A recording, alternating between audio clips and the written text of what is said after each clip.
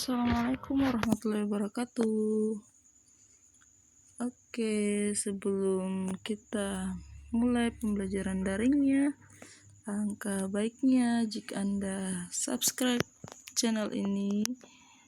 Jangan lupa di like juga ya.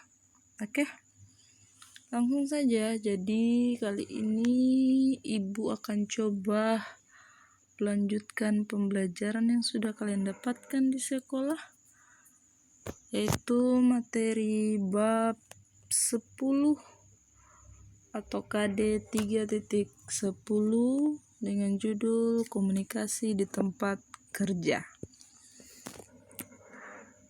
Dengan tujuan pembelajaran ada 4 poin ya. Yang pertama adalah Ibu harap siswa dapat mengetahui pengertian komunikasi, proses dan unsur komunikasi, kemudian mengetahui tujuan dan fungsi komunikasi, teknik komunikasi, dan terakhir adalah siswa dapat mengetahui bentuk, bidang, sifat, dan tatanan komunikasi. Oke, lanjut ke materi inti. Poin A, pengertian komunikasi, proses komunikasi, dan unsur komunikasi. Jadi, sebelum Ibu jelaskan, sesungguhnya pembelajaran mengenai komunikasi ini atau materi tentang komunikasi ini sudah diterapkan dalam kehidupan sehari-harinya kita. Bisa kalian bayangkan bagaimana susahnya hidup jika tanpa ada yang namanya komunikasi. Jadi menurut kalian apa sih itu komunikasi? Ya, silakan coba kita sama-sama menjawab ya. Buka kembali buku paket yang sudah kalian dapat dari sekolah. Di situ ada di halaman 222. Pengertian komunikasi ada yang dikemukakan oleh beberapa pendapat para ahli dalam administrasi. Salah satunya adalah Delianggi, kemudian ada bentar saya coba lihatkan dulu ya. Ya, menurut Delianggi, kemudian ada Robbins, ada Hani Handoko juga, tapi di sini Ibu coba simpulkan saja. Dari kesemua pendapat para ahli itu, komunikasi merupakan proses pengiriman dan penerimaan warta, pesan, atau informasi yang mengandung keterangan atau arti dengan menggunakan berbagai media dari suatu pihak ke pihak lain. Oke, jelas ya? Lanjut untuk proses komunikasi. Nah, ini ada bagan, bagus sekali ya. Ada bagan di mana proses komunikasi itu terjadi jika memiliki 5 unsur. Yang pertama adalah komunikator, kemudian ada pesannya, ada medium, penerima, dan flashback. Bagaimana sih maksudnya? Ya, perhatikan baik-baik ya. Jadi untuk komunikator ini sama saja dengan si pengirim pesan. Oke, maaf. Si pengirim pesan ya, atau siapa yang mengirim pesan tersebut. Kemudian ada pesannya, sudah pasti dalam sebuah komunikasi harus ada pesannya atau informasi apa yang ingin Anda sampaikan. Kemudian medium ini merupakan cara yang digunakan dalam menyampaikan informasi. Dia menggunakan saluran atau media apa. Kemudian dari cara tadi lanjut kepada siapa pesan atau informasi tersebut ditujukan. Nih, sebentar ya. Ya, kepada siapa pesan atau informasi tersebut ditujukan. Sudah pasti kepada si penerima ya. Dan dari penerima inilah diharapkan adanya flashback atau umpan balik. Ada hasil dari komunikasi tersebut. Ya. Lanjut ke unsur komunikasi. Unsur komunikasi kurang lebih hampir sama dengan prosesnya tadi. Jadi terjadinya komunikasi itu jika memenuhi 5 unsur ini. Yang pertama adalah komunikator atau sama saya dengan pengirim pesan tadi, kemudian ada komunikan, si penerima pesan tadi, kemudian ada pesan atau informasi yang ingin disampaikan, kemudian harus ada medianya atau salurannya, kamu menggunakan alat apa dalam penyampaian informasi itu, dan terakhir adalah umpan balik, ada hasil dari komunikasi itu sendiri. Oke, lanjut ke tujuan komunikasi. Jadi tujuan utama komunikasi ini adalah untuk mendapatkan kesepahaman antara komunikator dengan komunikan. Sekali lagi, komunikator ini adalah pengirim, komunikan ini adalah penerima. Jadi tujuan utamanya adalah untuk mendapatkan kesepahaman antara pengirim dan penerima pesan. Di samping itu, terdapat juga tujuan umum dari komunikasi itu sendiri. Ada 3 tujuan umumnya. Yang pertama, agar pesan yang kita sampaikan dapat dimengerti oleh si penerima pesan. Kemudian penyampaian informasi tersebut dapat diterima oleh pihak penerima pesan. Dan terakhir adalah menggerakkan orang lain untuk melakukan sesuatu. Jadi dari apa informasi yang kita sampaikan tersebut diharapkan dapat menggerakkan orang lain. Ada flashbacknya di situ. Ya, saya kira jelas ya. Lanjut. Fungsi dari komunikasi itu sendiri. Menurut William E. Gordon Mulyana tahun 2005, terdapat 4 fungsi komunikasi. Silakan buka buku paket kalian. Di buku paket itu juga ada penjelasannya. Jadi yang pertama adalah komunikasi sosial. Ini sudah pasti informasinya berhubungan dengan interaksi sosial. Maksudnya bagaimana sih ini komunikasi sosial ini? Ya, lihat di sini ada pembangunan diri, kemudian sebagai pernyataan ekstensi diri, kemudian menjaga kelangsungan hidup dan memperoleh kebahagiaan hidup, dan terhindar dari ketegangan hidup. Saya jelaskan sedikit ya. Jadi untuk pembangunan konsep diri ini maksudnya adalah pandangan kita mengenai diri kita. Ya, dengan cara mendengarkan informasi dari pihak lain. Jadi kita mendengar informasi dari pihak lain, bagaimana menurut orang tentang dirinya kita, pandangannya orang tentang dirinya kita, itu maksudnya. Jadi konsep diri ya. Lanjut, kedua ini eksistensi diri. Ini maksudnya adalah orang berkomunikasi untuk menunjukkan dirinya eksis. Ya, jadi dia komunikasi tujuannya adalah untuk eksis. Inilah yang disebut dengan aktualisasi diri, atau lebih tepat lagi pernyataan eksistensi diri. Dan yang terakhir untuk kelangsungan hidup. Maksudnya ini tidak bisa kita pungkir ya, kita hidup ini kita membutuhkan namanya makan, minum, kemudian kebutuhan psikologi juga, kebahagiaan diri juga, dan itu semua bisa didapat melalui yang namanya komunikasi. Misalnya kamu ingin makan tapi tidak punya makanan, kamu bisa kamu lapar, tapi bagaimana cara mengungkapkan kepada orang bahwa kamu sedang lapar. Dengan demikian kamu bisa dibantu oleh orang tersebut, diberikanlah sebuah makanan. Contohnya sederhananya seperti itu ya. Oke. Lanjut, komunikasi ekspresif. Dari namanya saja ekspresi. Ini berarti ungkapan perasaannya kita ya. Apakah kita lagi sedang marah? Nih, perasaan-perasaan emosi, baik itu marah, sedih, gembira, dan lain sebagainya. Oke, lanjut. Komunikasi ritual.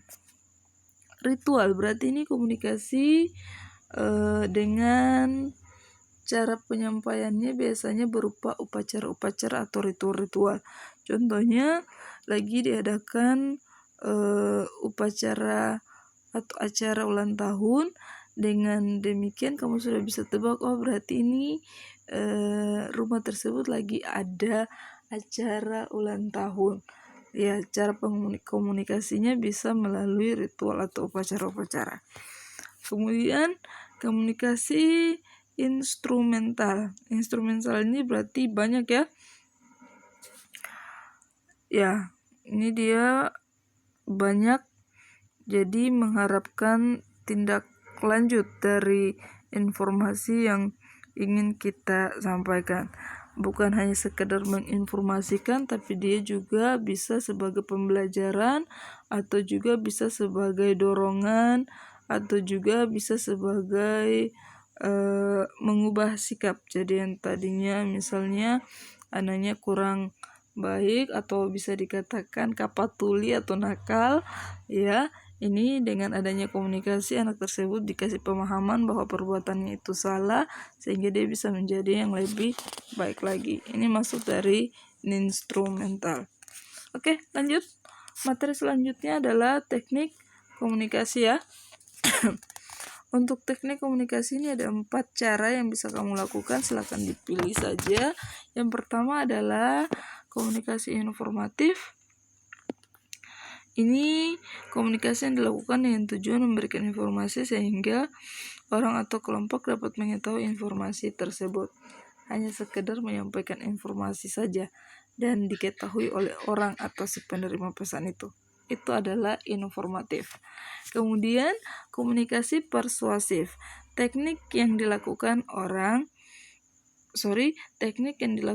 agar orang lain bersedia menerima suatu paham keyakinan, melakukan suatu perbuatan sesuai pesan yang dilakukan. Ya, ini banyak kamu lihat ya, misalnya dalam upacara biasanya ada aba-aba yang dilakukan oleh komandan, ada informasi aba-aba yang dilakukan oleh komandan, siap gerak, maka kalian akan ikut melakukan tindakan tersebut. Ini bisa masuk kategori contoh persuasif.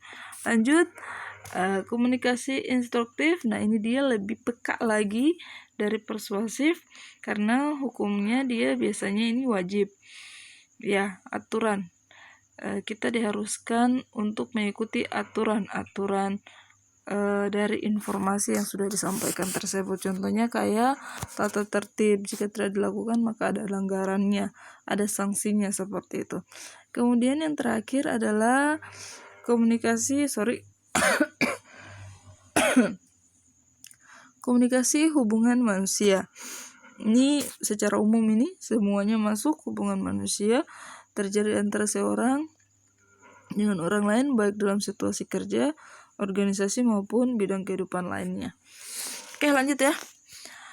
Kemudian bentuk bidang, sifat dan tatanan komunikasi. Ini sebenarnya secara umum antara bentuk, bidang, sifat dan tatanan ini sama saja.